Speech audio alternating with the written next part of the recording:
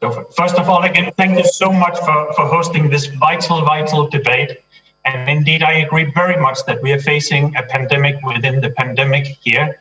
But it doesn't really stop with that, because in a sense, you could argue that sexual and gender-based violence is probably the world's longest lasting pandemic, but exacerbated, of course, by the current situation and the poverty constraints that Edward mentioned just before. So what we aim at with the Spotlight Initiative is to put this on top of the political agenda and to make use of the same alliance between the United Nations, the European Union, and the Nigerian leadership within government and civil society that we used as well in the response to the COVID-19 crisis. So we want to use the same formula again to address the crisis of gender-based violence. And that can only be done if we put this at the very top of the political priority list. And you ask, what are those priorities? So a lot can be done. Strengthening legislation, of course, domestication of the existing legislation already there, the WAP Act, the Child's Right Act, but not only the domestication, because as we all know, everything fits on paper, but really what matters here is implementation. So access to prevention, access to treatment and care, access to justice as well, rule of law. And I think this is the legacy that we want to give to those brave girls that you showed on the screen just before. The Barakats and the Uvas and, the thousands of unknown names that suffer as well. And let me just appeal to, the decision makers and politicians that may listen in here as well, that a lot can be done immediately. We need to have sexual assault referral centers throughout the country. We need to have shelters available. We need to make full use of the National Sexual Offenders Register that we launched together with our Nigerian partners last year.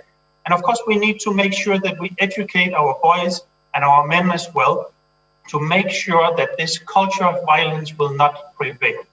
But let me say that this is unfortunately not only a challenge for Nigeria. I'm not here to lecture or preach. I'm really not.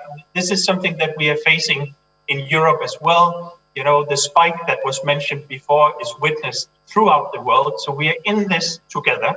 But I genuinely believe that if we pull our forces together, if we make use of this multilateralism in practice, then we can build on a positive trend. The increased engagement by governors, by high-level officials, some will join us tonight, I believe, then honestly, we can make a real change, a transformational change. Because we talked about this matter of gender-based violence a lot over the years, but genuinely, we really need to walk the talk. Now, you talked about a culture of violence that seems to be emerging. And then there's also the talk about the culture of silence. And you've said you would like to see concrete action, even from the perspective of leadership. Looking at the continent, looking at that Nigeria, the country, what are some of the key challenges that you've had breaking through, the state of affairs that you find? What are some of the challenges that you would say has made the Spotlight Initiative have to do it this way? So I think we have a number of excellent ambassadors and champions of gender-based violence in Nigeria, but maybe for too long here and elsewhere in Europe again as well, we have seen this matter being dealt with by a few groups within civil society and maybe to a certain extent international community as well. So what we really need is for all political leaders, for all governors, for the president and down to make this their priority. Because I have no illusion that an initiative like the Spotlight Initiative can solve all of these problems alone. Of course not. I mean, we have seen projects coming and going. What we can do is to help to put spotlight on the debate and hope that this will be adapted by the political leadership, and that again will translate into real reform and tangible results on the ground. And I mentioned again that a lot can be done immediately, even as new legislation is being discussed.